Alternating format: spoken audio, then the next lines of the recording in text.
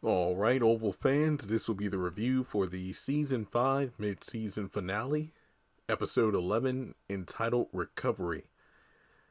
I gotta admit that sadly, this episode wasn't that great. I mean, the Oval's been 3 for 3 in terms of just episodes that are straight up duds. Now, the final couple of minutes of the episode were good, but 2 to 5 minutes isn't enough to save a 42-minute episode when the other 37 minutes were just boring. Now, some things kind of happen, but this is the Oval, and it really is sad. I mean, the promo for the back half of the season and even next week looks incredible. But for right now, I'm not really impressed. Again, 3 episodes, episode 100, episode 101, and this episode 102 just aren't it. However, I slightly like this a little bit better than Sisters this week, so I will give this episode a 4 out of 10. But even still, I feel like the number is kind of high. But let me know your thoughts in the comments on what you felt this episode was. Do you think it was decent? Do you think it was average in terms of the Oval standards? Or do you think it was just a snooze fest? So without further ado, let's jump into this thing. So we just have a back and forth, which is the basic summary of any Oval episode. Donald and Sam go back and forth about what Sam was doing on the computer. Sam is deflecting, basically saying that, I was looking at some files that you requested that the First Lady's phones be tracked. What was that all about? And, Donald is trying to get Sam to admit to what he was really doing, and it became a who's who of who the actual president is. Is it the vice president who's sitting president, or is it the actual president who's in bed shooting people? It goes nowhere. Donald just barks at Sam that he has his eye on him and he's skating on thin ice, and Sam says he didn't find anything. Reason being, Kyle said that he was able to scrub the search for the phone calls and whatnot, so Sam honestly didn't find anything by the time that he got on the computer. Then from there, Donald is just saying we need to get Hunter out of that bed right now. But Kyle's like, well, we can give him some drugs. And he's like, no, can't do that. Because remember, his kidneys, anything he takes right now could potentially just kill him. So from there, Kyle is just sent off to find Jason or whatever. Same old, same old. Spoiler alert, he doesn't find Jason. But at the end of the episode, he does tell Donald that the phone call Jason made to Victoria at the end of episode 100, he made the call from the White House. So, yeah. So was he at the White House then? And then he just decided to leave, because we do get a brief scene of Jason in this episode where he's in the grocery store. The same grocery store from Sisters, Ruthless, and whatnot. The store itself, well, then again, he was kind of hiding out in the deli area, which is where Dale used to work when he was at that store in Ruthless. But this is obviously not the same store, because that would mean he's in that part of Virginia where Ruthless takes place. But, enough going back and forth about settings. He calls Alan, and Alan tells him, what are you doing calling me from this phone? He's like, look, you need to help me. There are people that are trying to kill me. Look, man, there's nothing I can do, but please, I get off in an hour, call me then. So from there, yeah, no luck finding Jason. And if you saw the promo, which I'll talk about that in a separate video, we know where Jason winds up. So Bobby and Max have a brief scene in the box truck discussing Manny, and despite the Rakadushi members being weird, they do believe it. The fact that Jason showed up and then he was let go. Bobby does make a point to say, like the heist, he likes young boys and whatnot, and Max doesn't want to hear, but they do agree that if they just willingly let him go, it is possible that they put a tracer on his bike. So I did like that, because a lot of fans said the same thing. Yeah, they let Jason go, or Mike, but it's quite possible that they have some sort of device on his bike to track him. Over at the vice president's house, or technically the president's house, Priscilla comes over to talk with Simone, and they discuss the affairs about taking the first lady down. They also discuss the matter of their husbands, getting intimate with her, and Simone talks about how painful the situation is, and Priscilla's like, well, I still do love Sam. And it's like, stop saying that. And then whenever Sam is around, you just go right into your Black Cruella de Vil mode. Just stop it, okay? Just stop acting like you still love Sam.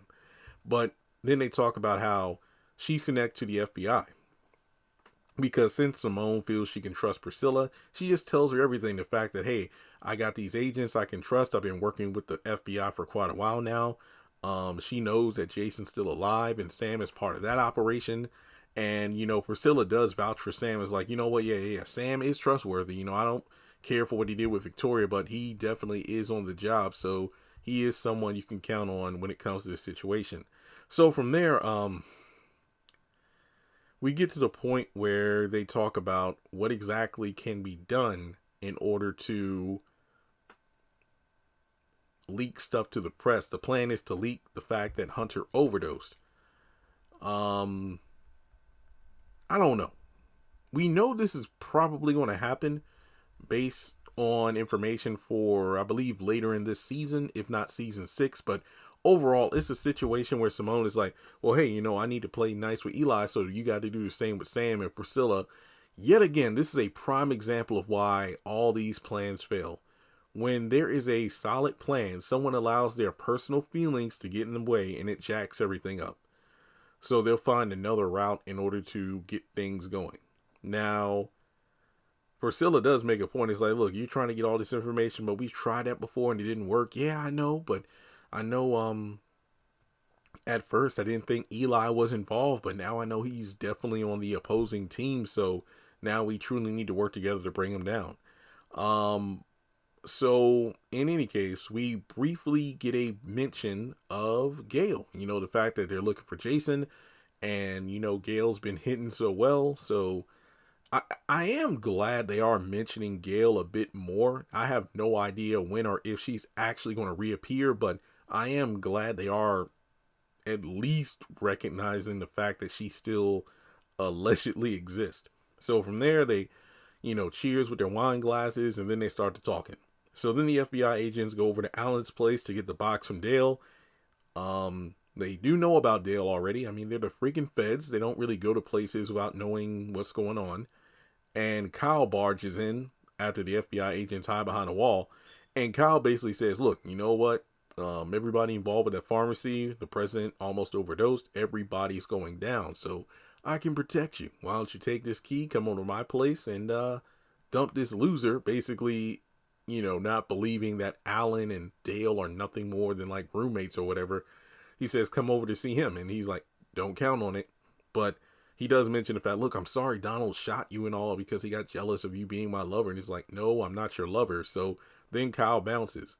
So from there, the FBI agents come out and then ask, what's that all about? And he's like, wait, you were shot? Yeah. And it's like, well, we can protect you, right? Wait, what? So it's a matter of whether or not he can trust these people to protect him.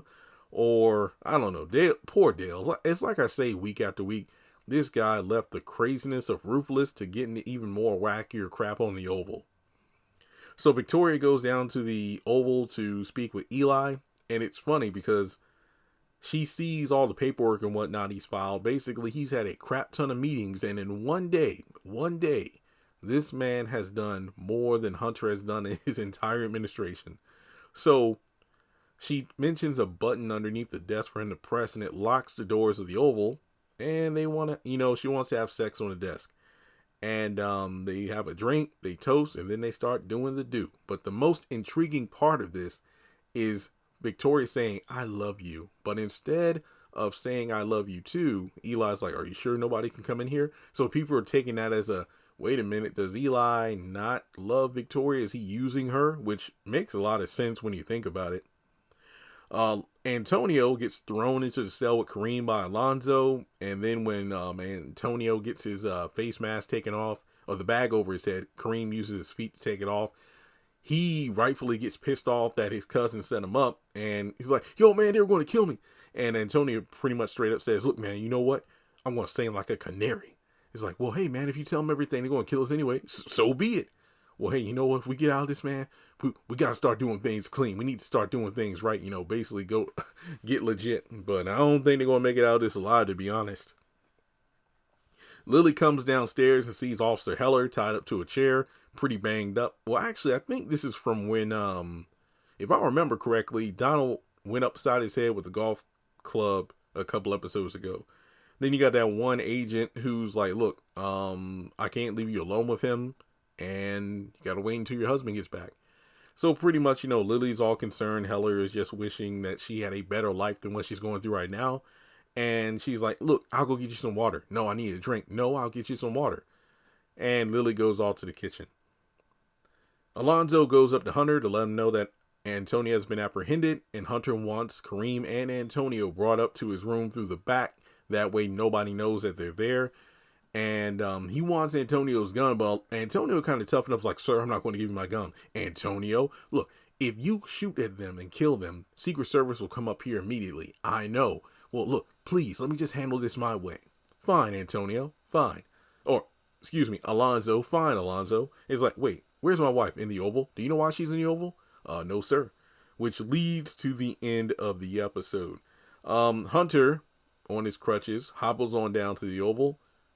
I guess he knows how to unlock the doors, even though they're supposed to. Well, he's president, whatever. So I guess he knows how to unlock the doors.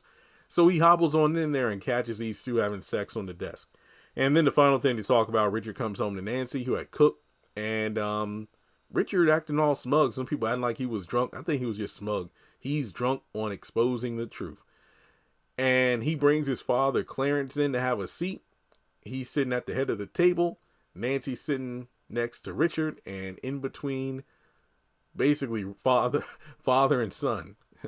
Clarence and son. Basically, Richard is getting all the answers he wants in the next episode. Well, folks, by the books episode, but this was not truly worthy of a mid-season finale. This was just kind of average, but maybe I'm in the minority here. Maybe you felt differently. But as always, take a moment to like and subscribe. Let me know your thoughts in the comments, and I'll catch you in the next video.